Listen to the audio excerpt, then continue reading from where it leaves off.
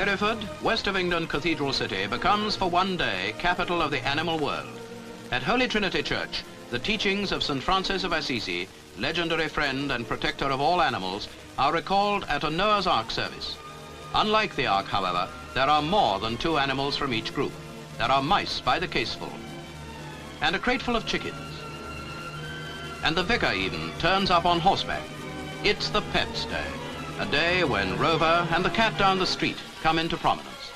It's a day for kind-hearted folks too, for people who will never make the headlines, for the ordinary sort who form the backbone of the nation, whose love of animals recalls those words of Robert Browning: God made all the creatures and gave them our love and our fear.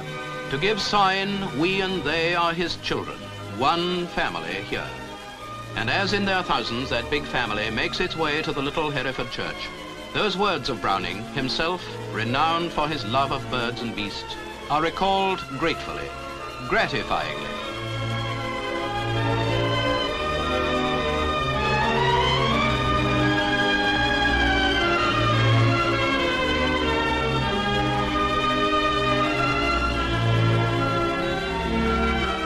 So big is the crowd that the service has to be relayed to the churchyard. 5,000 answered the Dean of Hereford's call. 2,000 had to wait outside. Yet, not one dogfight, not one angry bark disturbs the hour of dedication. It is as if the animals know that this is their day.